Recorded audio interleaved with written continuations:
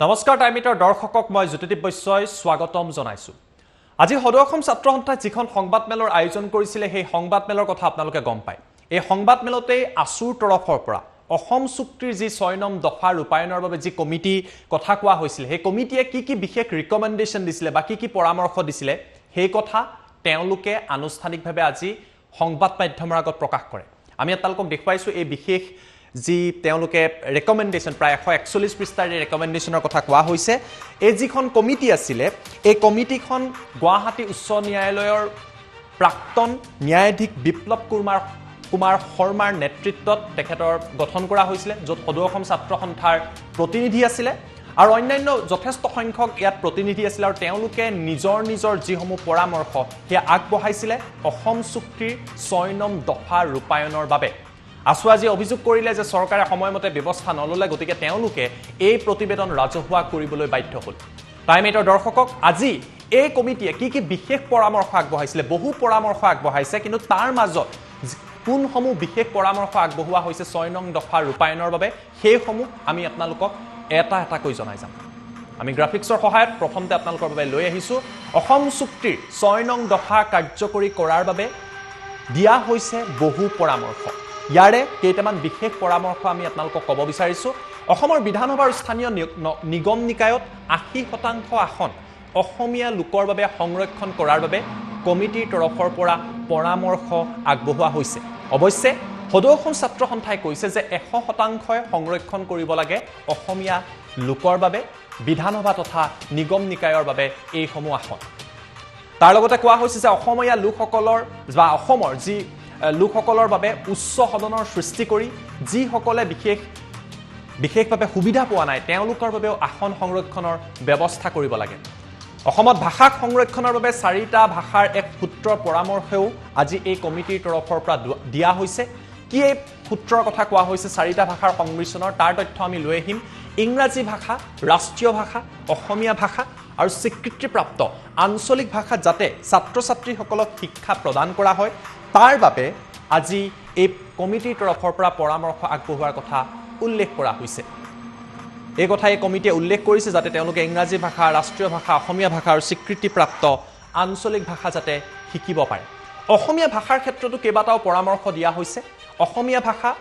ৰাজ্য ভাষা হিচাপে ইতিমধ্যে যি স্বীকৃতি দিয়া হৈছিলে তাক কিদৰে অধিক কাৰ্যকৰী কৰিব পৰা যায় তাক লৈ বিশেষ পৰামৰ্শ দিয়া হৈছে। ৰাজ্যত অসমীয়া ভাষা শক্তিশালী কৰিব লাগে। অৱশ্যে বৰাক উপত্যকা, পাৰ্বত্য জিলা আৰু BTADত এই ক্ষেত্ৰত কিছু শিথিলতা থকাৰ বাবে কোৱা হৈছে, যিহেতু তেওঁলোকে নিজৰ ভাষা বা আঞ্চলিক ভাষা ব্যৱহাৰ কৰে তাৰ বাবে এই কথা কোৱা হৈছে। ৰাজ্য চৰকাৰৰ কাৰ্যালয়সমূহত অসমীয়া ভাষা ব্যৱহাৰ কৰাটো বাধ্যতামূলক কৰাৰ বাবেও এই কমিটিৰ তৰফৰ পৰা বিশেষভাৱে আহ্বান জনোৱা হৈছে। ৰাজ্য চৰকাৰৰ সকলো যি আইন আছে, নীতি নিয়ম আছে, নিৰ্দেশনা আছে, জাননী আছে আদি অসমীয়া ভাষাত প্ৰকাশ কৰিবলৈ আহ্বান কৰা হৈছে, পৰামৰ্শ দিয়া হৈছে। তাৰ লগতে অৱশ্যে ইংৰাজী ভাষা ব্যৱহাৰ কৰা হয়, ইংৰাজীৰ লগতে অসমীয়া ভাষা ব্যৱহাৰ কৰাৰ কথাও কোৱা হৈছে। কেন্দ্ৰৰ সকলো জাননী, নিৰ্দেশ, আইন, নিয়ম আদিও অসমীয়া ভাষাত প্ৰকাশ কৰাৰ পৰামৰ্শ এই কমিটিয়ে প্ৰদান কৰিছে। তাৰ লগতে খিলঞ্জীয়া বা ভূমিপুত্ৰৰ বাবে এক স্বতন্ত্ৰ ভাষিক আৰু সাহিত্যৰ কাউন্সিল গঠনৰ পৰামৰ্শ প্ৰদান কৰা হৈছে।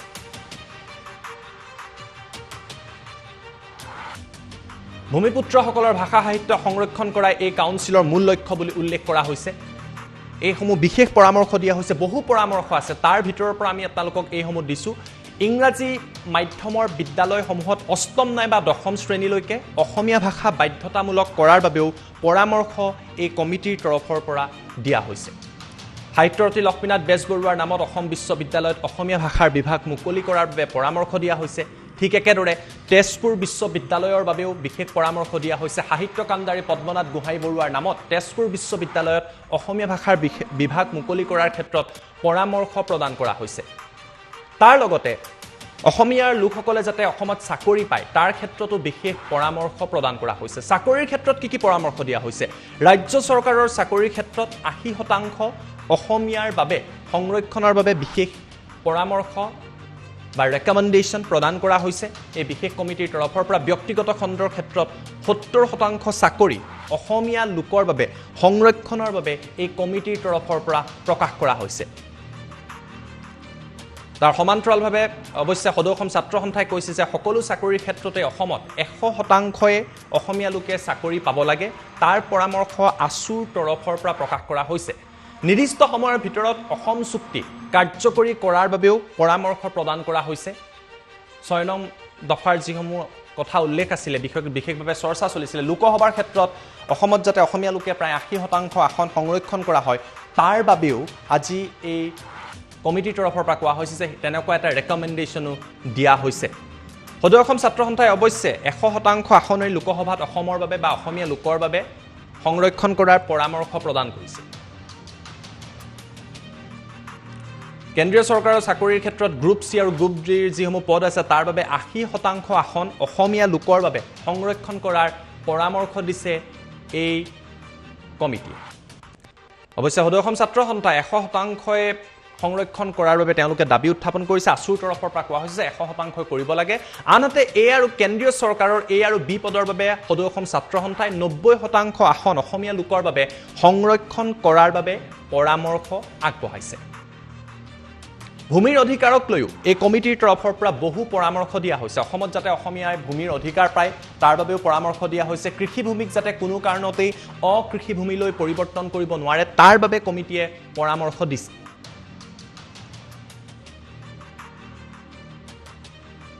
দীঘলীয়া সময় ধৰি নথিপত্ৰ নোহোৱাকৈ যিসকল খিলঞ্জীয়া বা ভূমিপুত্ৰই বসবাস কৰি আছে তেওঁলোকক যাতে ভূমিপট্টা প্ৰদান কৰা হয় তাৰ বাবেও পৰামৰ্শ প্ৰদান কৰিছে এই কমিটিয়ে ৰাজ্য চৰকাৰক কিছু বিশেষ অঞ্চল নিৰ্বাচিত কৰাৰ পৰামৰ্শ দিছে য'ত কেৱল অসমীয়া মানুহেহে অসমৰ সেই অঞ্চলসমূহত মাটি কিনা বেচা কৰিব পাৰিব জলাশয় বনাঞ্চল আদিত যিসমূহ অবৈধ বেদখল আছে সেইসমূহ উচ্ছেদ কৰাৰ বাবেও পৰামৰ্শ প্ৰদান কৰা হৈছে এই কমিটিৰ তৰফৰ পৰা চৰ অঞ্চলৰ জৰীপ কৰাৰ বাবে চৰকাৰক পৰামৰ্শ দিছে এই কমিটিয়ে এই কথা আজি আছুৱে স্পষ্ট কৰি দিছে তেওঁলোকে ৰাজহুৱা কৰি দিছে যিহেতু প্ৰতিবেদন তাত এই কথা উল্লেখ কৰিছে অষ্টম শ্ৰেণীলৈকে অসমৰ বিদ্যালয়সমূহত ইতিহাস বিষয়টো অসমৰ যি ইতিহাস আছে সেয়া বাধ্যতামূলক কৰাৰ বাবে চৰকাৰক আহ্বান জনোৱা হৈছে বা পৰামৰ্শ প্ৰদান কৰিছে এই উচ্চস্তৰীয় কমিটিয়ে তাৰ লগতে অসমৰ কৃষ্টি সংস্কৃতি সংৰক্ষিত কৰি ৰখাৰ বাবে সংগ্ৰহালয়ৰ বাবেও প্ৰস্তাৱ নাই বা পৰামৰ্শ এই কমিটিয়ে আগবঢ়াইছে 1971ৰ পিছত যিসকল বাংলাদেশৰ পৰা অবৈধ লোক আহিছিলে তেওঁলোকক বাংলাদেশলৈ উভতাই পঠিওৱাৰ বাবে বাংলাদেশ চৰকাৰৰ লগত প্ৰত্যাৰ্পণ চুক্তি কৰাৰ বাবেও পৰামৰ্শ দিয়া হৈছে এই কমিটিৰ জৰিয়তে নিৰ্দিষ্ট সময়ৰ ভিতৰত ভাৰত বাংলাদেশ সীমান্ত যাতে সিল কৰা হয় তাৰ বাবেও ৰেকমেণ্ডেশ্যন দিছে এই বিশেষ কমিটিৰ তৰফৰ পৰা ইয়াৰ লগতে আন বহু পৰামৰ্শও এই কমিটিয়ে আগবঢ়াইছে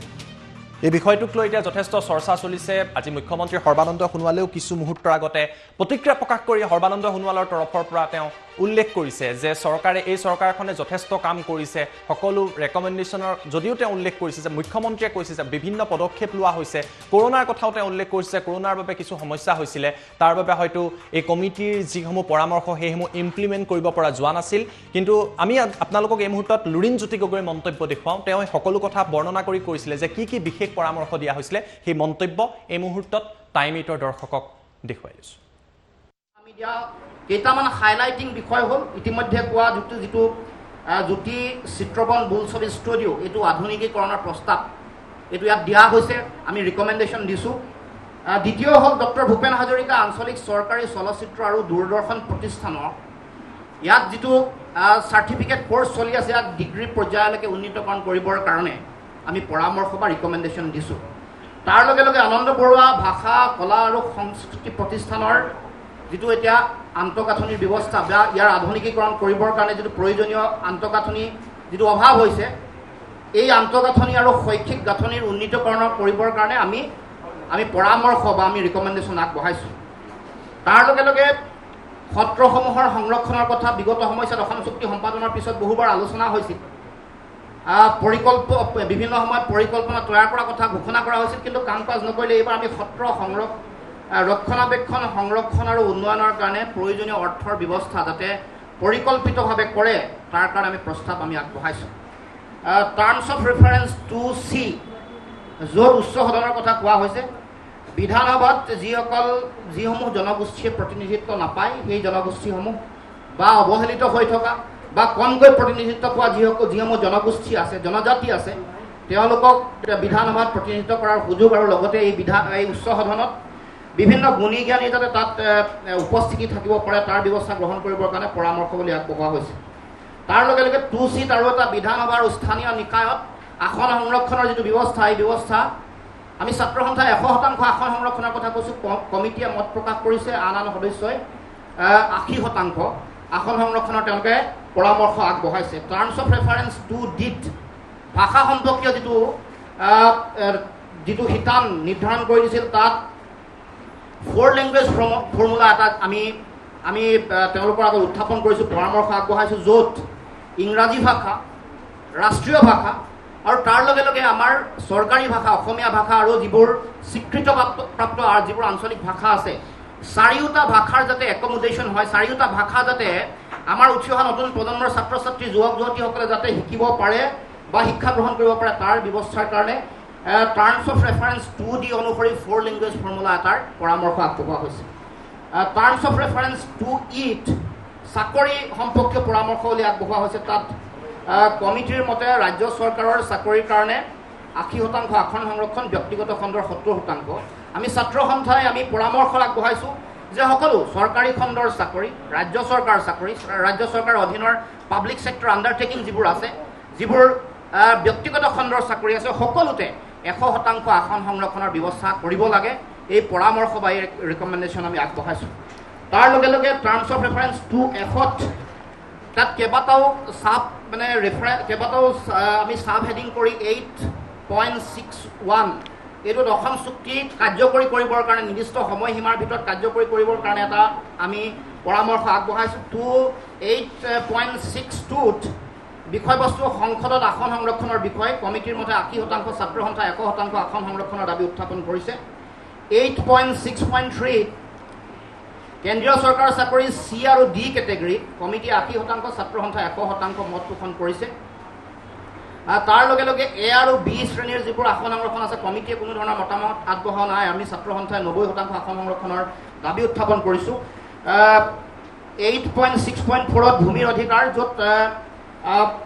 আমাৰ যিবোৰ বিশেষ কিছুমান অঞ্চল নিৰ্ধাৰণ কৰি দিয়া হৈছে বা কিছুমান অঞ্চলত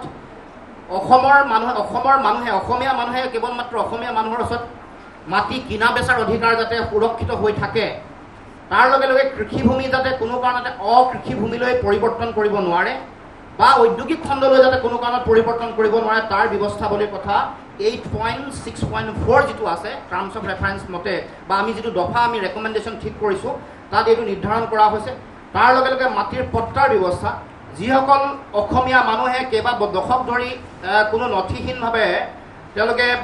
বিভিন্ন মাটি তেওঁলোকে অধিগ্ৰহণ কৰি আছে, তেওঁলোকে আছে কেইবা দশক জুৰি আছে, সেই নথিহীন অসমীয়া মানুহৰ হাতত মাটিৰ পট্টা প্ৰদান কৰাৰ ব্যৱস্থাৰ কথা ইয়াত উল্লেখ কৰা হৈছে। তাৰ লগে লগে যিবোৰ জলাশয় আছে, সকলো জলাশয় PGR VGR পৰা যাতে মানুহ উচ্ছেদ কৰা হয়, সকলো যোনে ইয়াত অধিগ্ৰহণ কৰি আছে, বেদখল কৰি আছে,